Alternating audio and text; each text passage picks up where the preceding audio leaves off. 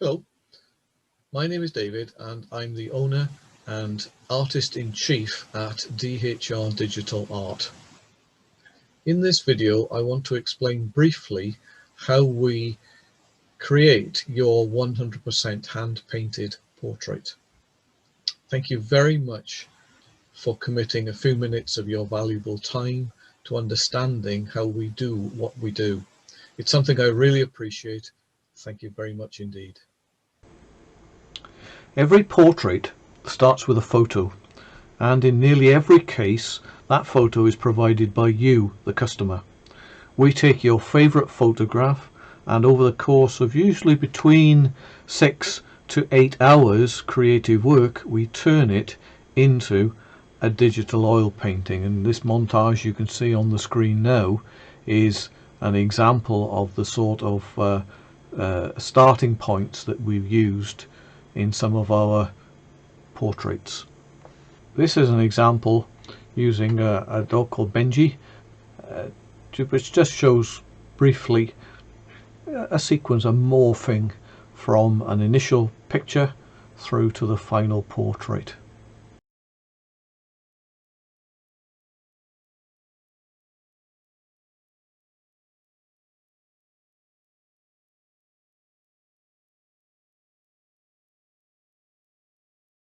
Most of the photos we use as source material, including this one, have been taken with a smartphone camera. The quality of a smartphone image is usually more than enough for our needs. However, even with the latest high-end phones, we do usually need to enlarge the photos so that our base image matches the size of the print we are going to produce. We use special artificial intelligence based software to increase the size of the image by anything from 2 to 6 times without losing any significant detail. Frankly, I have no idea how the software works, but the results are great. Once the image is the correct size, we remove any background that distracts from the subject and replace it with a painted background. We choose background colors that are complementary to the animal, and sometimes this can be a real challenge, especially with animals which are predominantly black or predominantly white.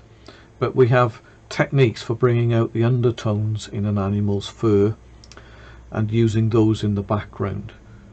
In that case, we would also ask you, the owner, what you think the undertones are.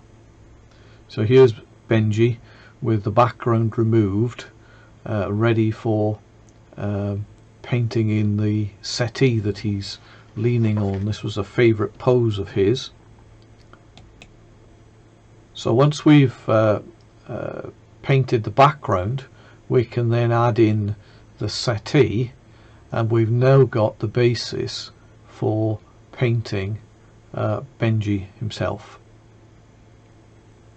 The last thing we paint, once we have the background and any special features like the settee in place, the last thing we paint is the actual animal himself or herself. And in this case, with a furry animal like Benji, we have to get a convincing representation of the layering of his fur. We do that, and I've zoomed in here to his front right paw. We do that by creating a layer in the software, which I'll just call Fur Paint Example. And using a special brush, we basically paint from the outside in, because we want to always be showing the ends of the hairs, not necessarily their beginning, because that beginning will be covered by further layers of hair.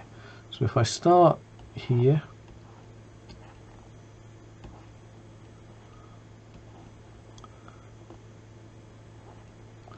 just paint in successive layers.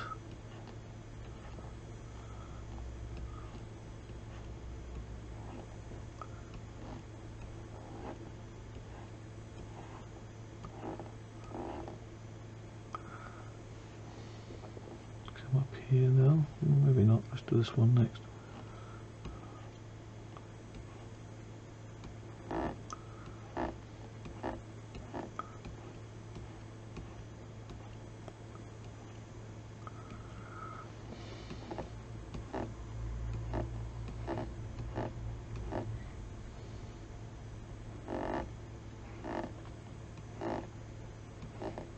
Now we're not looking for 100% replication of the original photograph.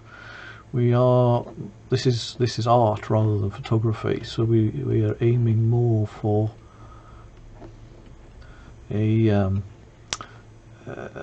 realistic but artistic representation rather than 100% reality, and looking to just layer up the animal in a convincing way. Now if I turn off the original, you can see we've now got, it needs more work, but we've got the start of some idea of the complexity of the way Benji's fur lies, and the painting the rest of the animal is effectively much more of that, and it takes a long time.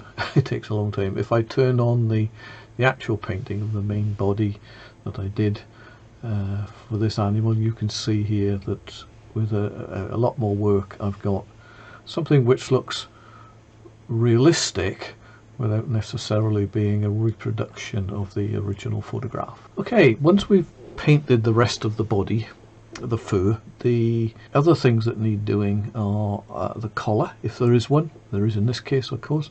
If you don't want the collar painted, we can remove it and just replace it with fur. The eyes, that are the really critical part of the painting. The fur is very important, but the eyes are critical because they give a lot of the expression to the animal. So we spend a fair amount of time on the eyes, even though they're a very small part of the actual painting itself. It's important to get the colour right. So if the painting that the photograph that you want as the basis for the painting doesn't show the eyes clearly, we need another photograph which does show the eye colour clearly, so we can get it right. Otherwise it won't look like your dog. And then the other thing that we spend a lot of time on is what's called the catch lights. These bright patches in the eyes, are artists and photographers call those catch lights, and without them the pupil of the eye just looks dead and horrible, and the whole face loses a huge amount of expression. So if there are catch lights, which there were in this case, we will paint them and perhaps enhance them a little bit, and if there aren't catch lights, then we will add them, and the effect is astonishing. I'll probably do another video about that on its own. Then just add a signature, and the painting is done. In this one you may have noticed that the original picture chopped off one of Benji's paws. We've added that in, and the owner was delighted with this, and that is something we aim for in every case. We don't give up until you're really pleased. That's all for now. Thank you again for your time, and I wish you all the best.